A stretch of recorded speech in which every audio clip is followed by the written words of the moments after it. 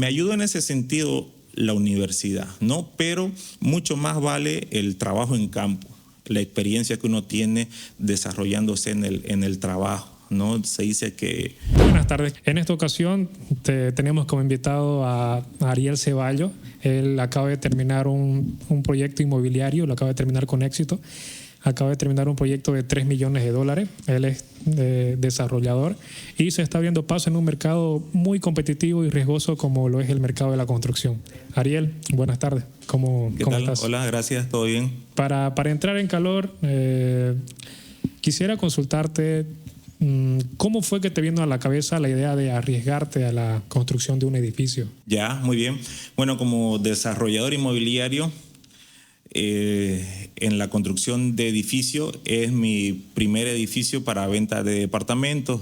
Sin embargo, en el rubro inmobiliario en general estamos hace ya varios años por tradición familiar, digamos un poco.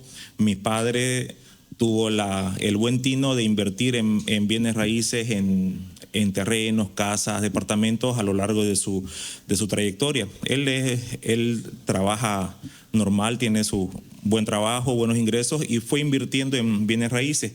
Luego estos bienes raíces los damos en alquiler y bueno, tenemos un negocio de alquileres que yo le ayudo en la administración desde hace varios años. Entonces ya ahí conocí el rubro inmobiliario desde ese lado de los alquileres. Y anteriormente a eso, yo trabajé varios años en una empresa importadora de aires acondicionados en el área comercial y también en el servicio que hacíamos la instalación de los aires acondicionados. Y ahí ya fui viendo las construcciones, las edificaciones, los clientes que nos compraban aire para sus edificios. Y ahí fui tomando más contacto con el tema constructivo como tal y viendo también las oportunidades que había y más o menos cómo se hacía el tema de las construcciones, sumado a la otra experiencia que tengo de los alquileres y bueno, así fue que me animé, me arriesgué, como vos decís, a entrar en el mercado de rubro inmobiliario para la construcción de departamentos. Entiendo, o sea que es un negocio que vino pasando como que de generación en generación. Sí, bueno, no sé hasta cuánto más atrás nos podemos ir, pero mi bisabuela tenía unos cuartitos, unas habitaciones que daba en alquiler y bueno, así fue, así logró sacar profesionales a mis padres, a mis tíos y bueno, yo lo arrastro desde allá, un tema así de generación, que eso también hay un tema de, ¿cómo se llama?, de legado, que trasciende generaciones y tenemos esa buena vibra, esa buena bendición de Dios de seguir ampliándonos en este rubro, ¿no? Y el objetivo mío es seguir creciendo, no quedarme con lo que, si bien... hablo de mi padre, que él tiene sus propiedades y está en el rubro. Yo quiero hacer crecer eso, ¿no? Que de mi generación en adelante aprovechemos eso y tengamos un crecimiento mayor hacia adelante. Bueno, a mí me interesa saber más que todo tus inicios. ¿Cómo fue que empezó la construcción? O bueno, ¿cómo fue que nació la idea y al mismo tiempo cómo empezaste a ejecutarla? ¿Cómo fue que conseguiste el terreno? ¿Qué hicieron? ¿Con quiénes hablaron? Todo ese proceso. Ya, bueno, de este proyecto de edificio Hasal que tenemos, el terreno es propio, es de mi padre desde hace 40 años. Es uno de los terrenos que mi padre invirtió en su momento. Y bueno, teníamos una casita ahí que era la casa donde en su tiempo vivió mi abuela, mi padre, algunas tías. Yo viví también en esa casa muchos años, ahí nació mi hijo. Y bueno, ya era una casa antigua y yo ya metido en el rubro inmobiliario, fui viendo opciones de cómo aprovechar mejor ese terreno, ¿no? Y a partiendo del terreno que teníamos, cómo potenciar eso. cómo hacer un desarrollo inmobiliario en ese lugar en base a eso y a la experiencia que yo iba adquiriendo en el rubro inmobiliario y a la lectura de mercado donde yo veía oportunidades para ingresar más de lleno en este mercado de venta de departamentos. Entiendo. Al momento de la ejecución de tu proyecto, ¿con qué trabas te chocaste? Bueno, para iniciar este proyecto, este edificio, la principal dificultad fue, la verdad, vencer mis propios temores.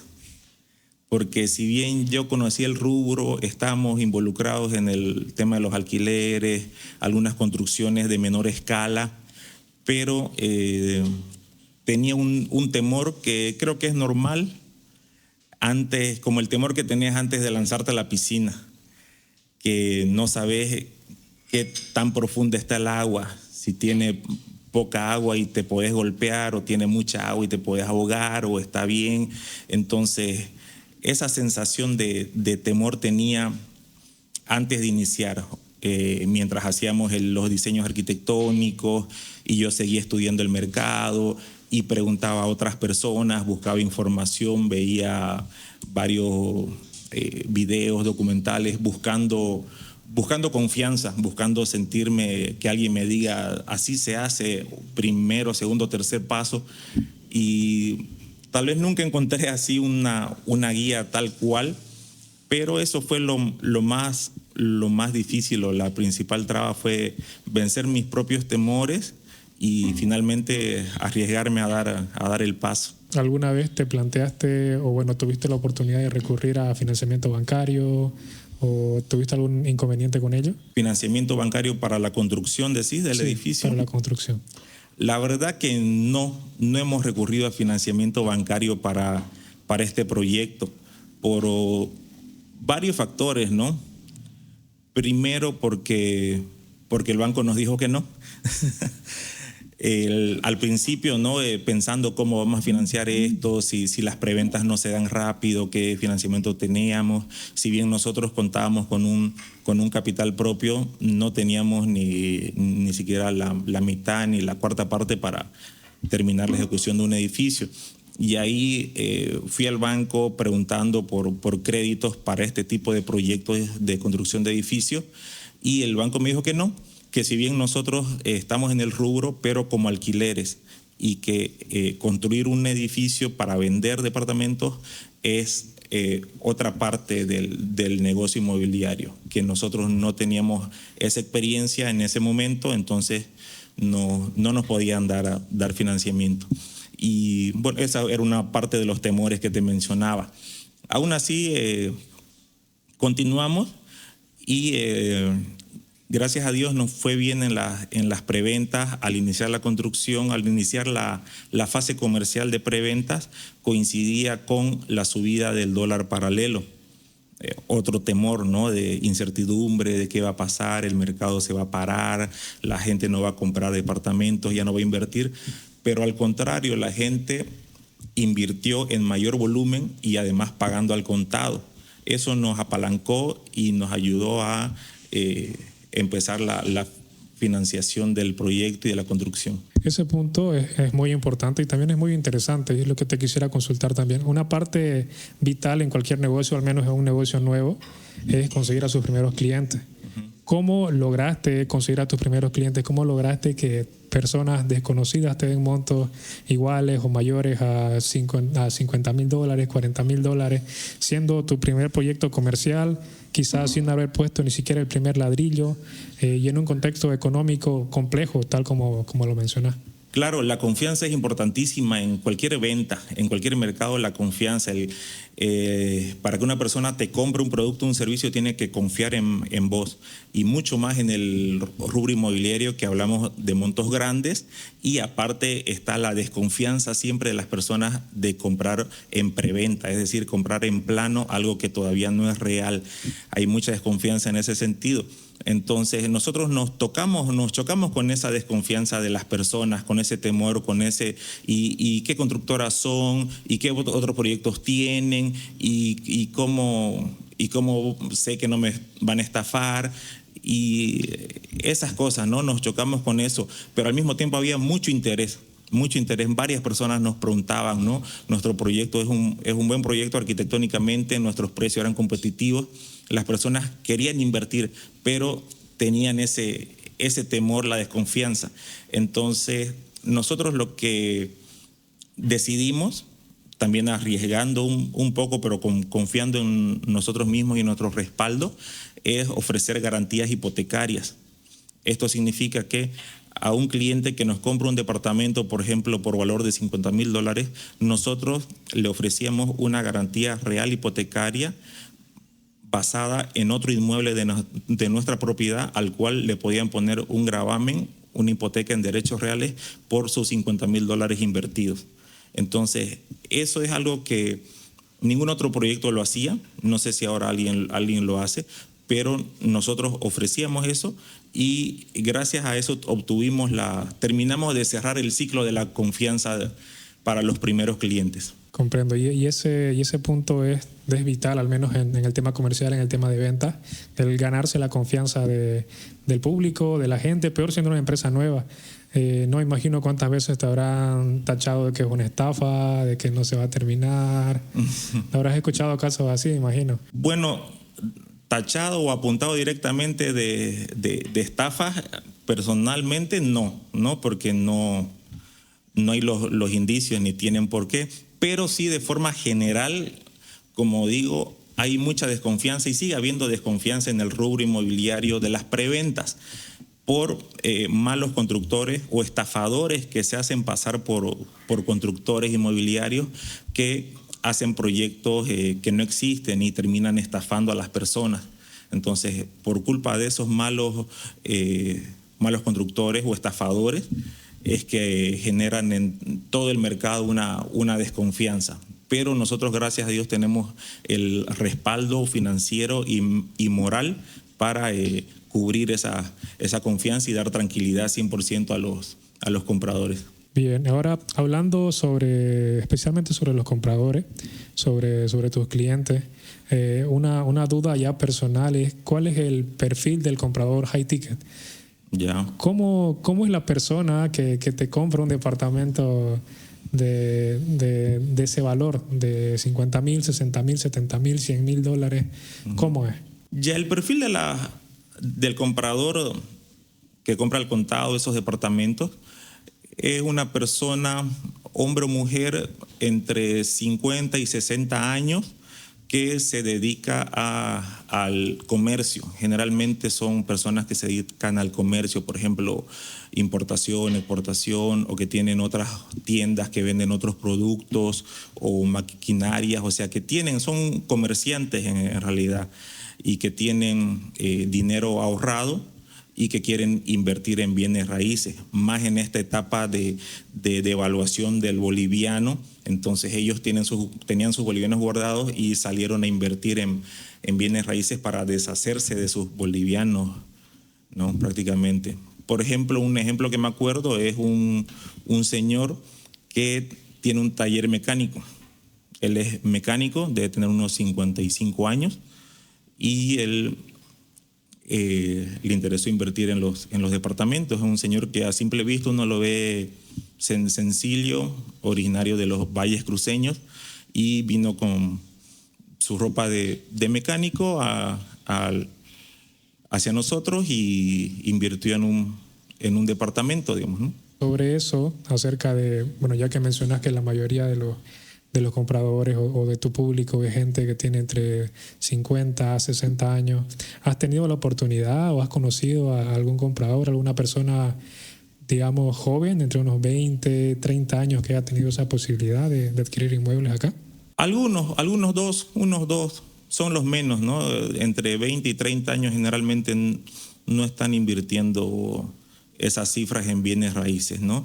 Algunos sí mediante sus padres, ¿no? O con la ayuda de sus padres.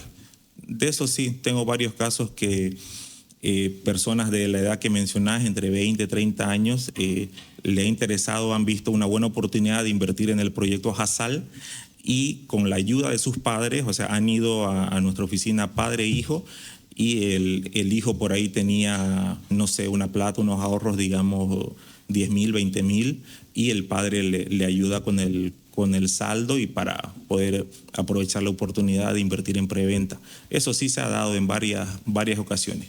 Bien, sobre la inversión en preventa, ¿cómo alguien o cómo tu cliente puede ganar o generar rendimiento sobre su capital invirtiendo en preventa? ¿Cuál es el mejor negocio al invertir en bienes raíces?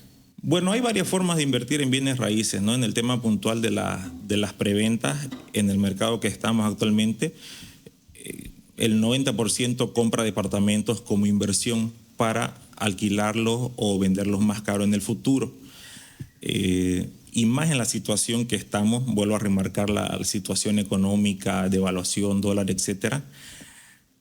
Cuando empezamos las preventas hace 1 año y medio, antes de empezar la construcción, con todo en planos, los departamentos en planos, solo tenemos los renders. Antes de demoler la casita que teníamos ahí, nosotros entramos al mercado con un precio muy competitivo.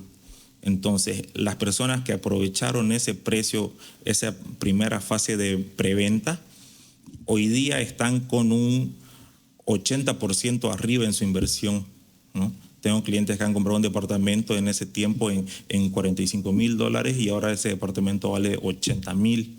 Entonces, es un gran momento para invertir en bienes raíces y en preventa. Y las personas que se arriesgaron en ese tiempo en comprar en preventa, en confiar en nosotros, hoy están muy contentas y tienen ese gran margen de ganancia en una inversión que no se daba antes en el rubro, no es normal, ¿no?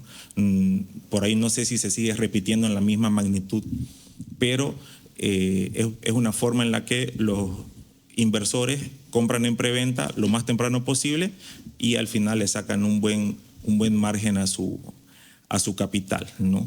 Si lo vuelven a vender. Otra forma es alquilando el departamento y van teniendo un flujo por ingreso de alquileres que van recuperando su inversión mes a mes. Bien, acerca de la inversión, del margen que mencionas.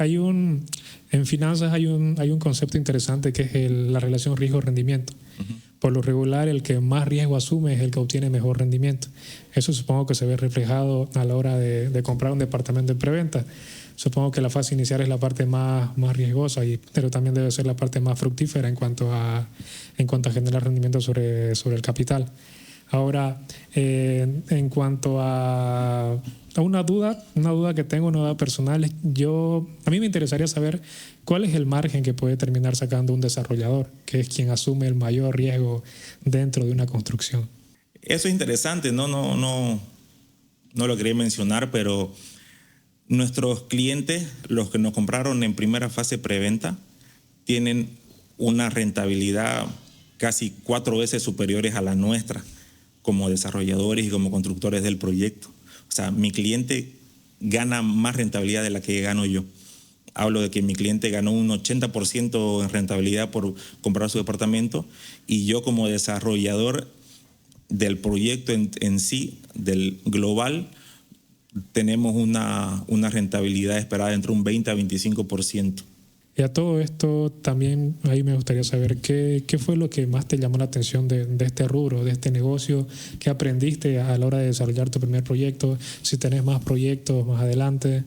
Bueno, lo que aprendí, lo que valoro, como en todo negocio, pero más en el rubro de la construcción, es un negocio basado en personas y en relaciones personales, ¿no?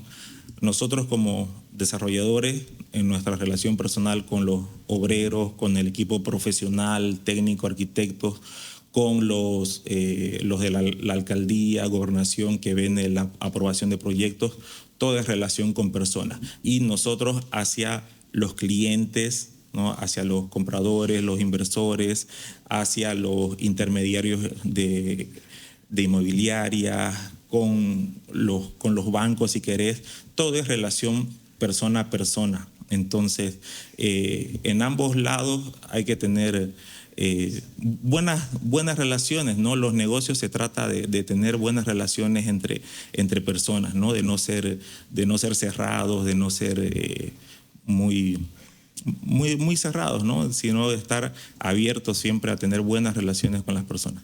En este tema de negocio, a mí también me gustaría consultarte, y me olvidé de consultártelo al principio, es sobre qué estudiaste. ¿Fuiste a la universidad? ¿Tienes alguna maestría? No sé, me interesa saber qué estudia un desarrollador.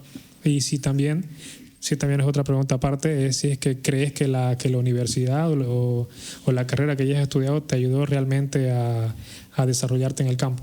Sí, yo estudié en la universidad, estudié administración de empresas y luego hice una maestría en marketing, dirección de marketing, ¿no?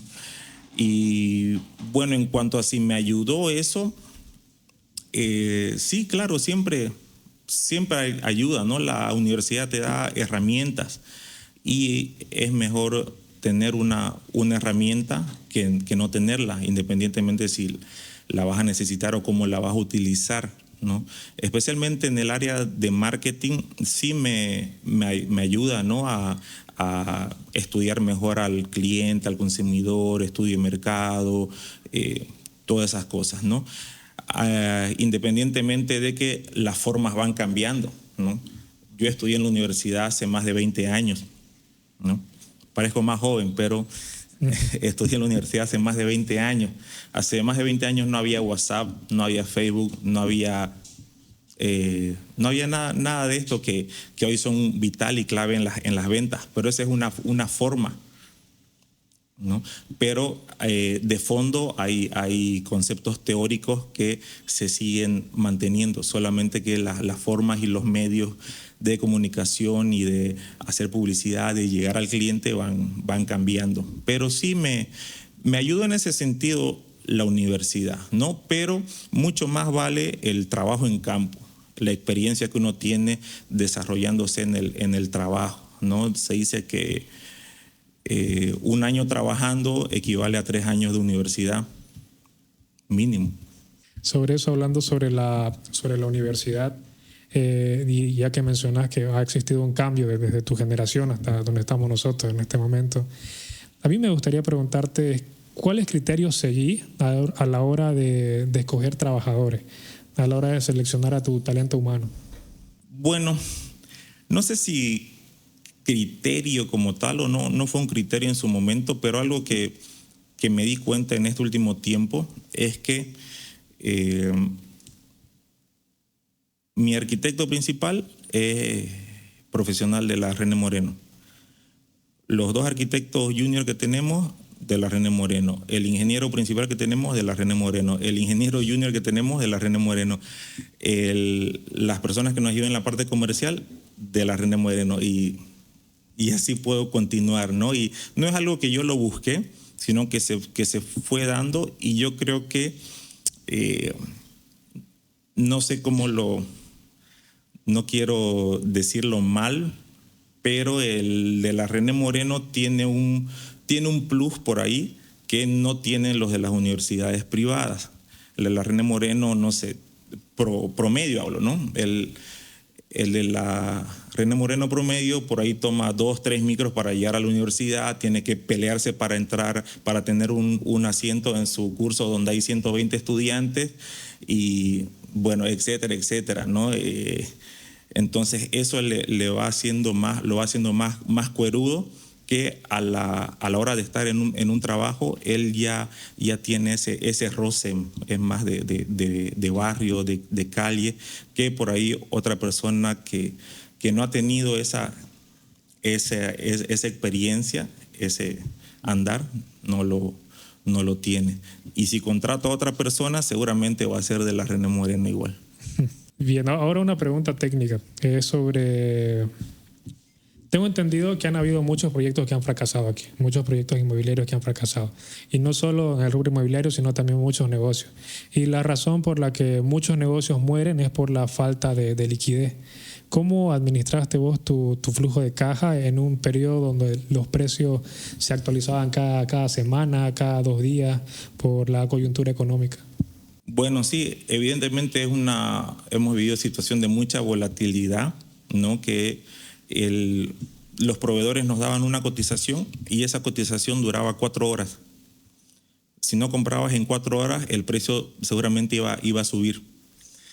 Entonces, era igual una desesperación nuestra para comprar la mayor cantidad de materiales, adelantar la mayor cantidad de compras posibles, entonces ir administrando el flujo que teníamos de ingresos que nos entraban por venta, más capital que nosotros podíamos disponer, lo destinábamos directamente a hacer compras anticipadas de los materiales. La primera compra que hicimos para el edificio Jasal fue el ascensor, que es una compra que en tiempos normales se la hace casi a medio proyecto, pero en el contexto nosotros entendimos que el ascensor, al ser un producto importado 100%, era muy volátil a que suba de precio.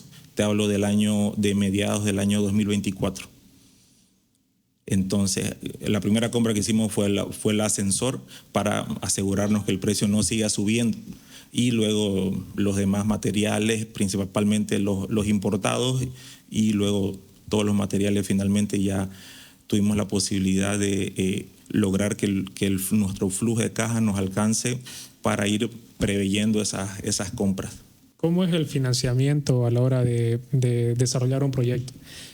Ustedes como empresa seguramente tienen un porcentaje para la parte de la parte estructural, la parte de la obra gruesa, y más adelante todo eso se financia con preventa. ¿Cómo funciona el negocio como tal?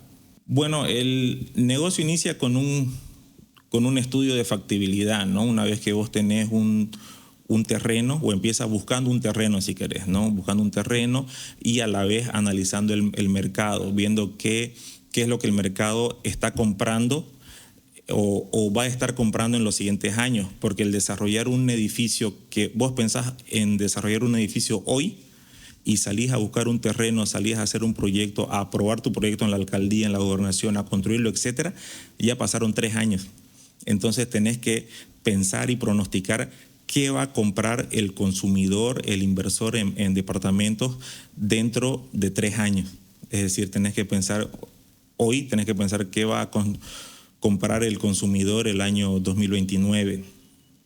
Entonces, el procedimiento es eso, ¿no? Hacer el estudio de mercado, de factibilidad, buscar un terreno que se adecue al proyecto que vos tenés pensado según lo que crees que el mercado te va a comprar en ese tiempo y te va a ir comprando en el proceso. Y luego hacer la parte técnica, ¿no? De diseño y proyecto arquitectónico, acompañado de las ingenierías que completan el proyecto, hacerlo aprobar el proyecto en la alcaldía, que tiene sus normas, ¿no? No se construye lo que uno le dé la gana, ¿no? Eso es en el alto. Aquí generalmente se cumple la norma arquitectónica, al menos en Santa Cruz Capital Centro, porque de lo contrario difícilmente vas a poder aprobar un proyecto y poder individualizarlo para vender departamentos. Entonces, en todo ese trayecto demora desde concebir la idea de un proyecto hasta terminar la construcción, en promedio 3 años. Bien, o sea, supongo que como desarrolladora te involucras en todos los aspectos de la cadena, pero tengo entendido sé que hay mucha gente que no sabe la diferencia entre lo que es una desarrolladora inmobiliaria y una constructora. ¿Cuál es la diferencia? El desarrollador inmobiliario, que somos nosotros concibimos el proyecto, ¿no? Hacemos el estudio de mercado, vemos la factibilidad, qué puede comprar el mercado, qué le interesa al comprador, al inversor en bienes raíces, y hacer un proyecto arquitectónico, diseñar y construir algo que satisfaga esa necesidad, ¿no? Y esa intención de compra. Es diferente a una constructora. La constructora solo construye, ¿no? Solo construye. Yo le digo a la constructora, construyme un departamento de 300 metros cuadrados y lo va a construir. En cambio, yo como desarrollador tengo que hacer el estudio y tengo que ver que un departamento de 300 metros cuadrados en una zona X va a ser muy difícil de venderlo. Entonces, no voy a construir un departamento de ese tamaño. Tengo que construir lo que sea acorde a lo que mi mercado va a absorber y va a comprar. Esa es la diferencia. Ahora, ¿pueden ser el mismo? Sí, hay constructoras que se han hecho también una desarrolladora inmobiliaria, ¿no? Como hay desarrolladoras inmobiliarias que luego se han integrado en el mercado hacia la construcción y la ejecución, pero son cosas diferentes. Y diferente también es las inmobiliarias, que también confunden, ¿no? Las inmobiliarias son intermediarios entre un comprador y un vendedor. Entonces, son términos que a veces se confunden, ¿no? Constructora, desarrollador inmobiliario y asesor inmobiliario o agencia inmobiliaria, ¿no? Perfecto. Bien, ya nos queda poco tiempo. Me gustaría hacerte una última consulta para cerrar.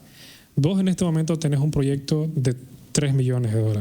Estás en una posición donde tanto yo como muchos jóvenes igual quisieran estar.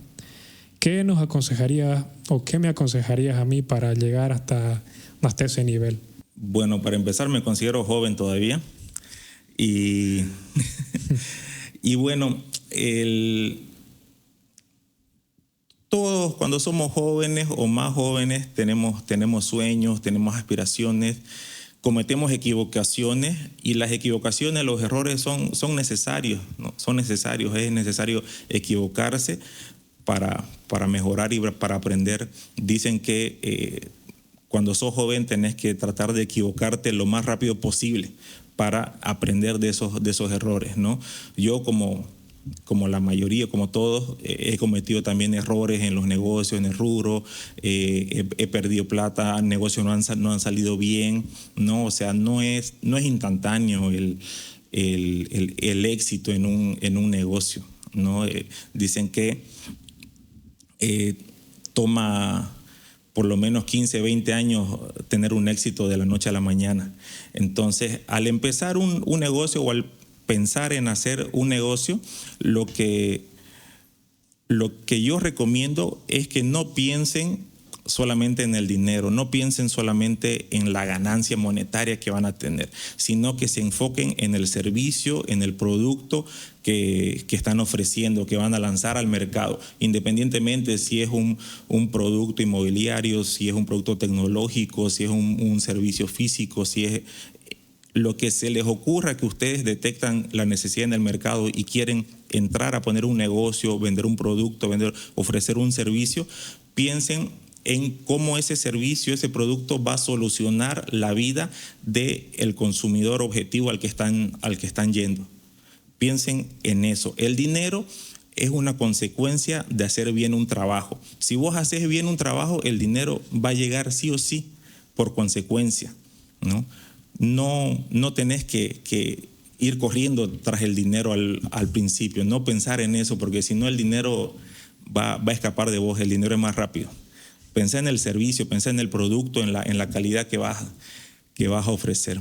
Eso daría de consejo y es algo que yo he aprendido y sigo aprendiendo, ¿no? Como te digo, me considero joven todavía y que tengo un buen rango de tiempo y de años y de experiencia, de seguir acumulando experiencia para seguir adelante ofreciendo productos de buena calidad.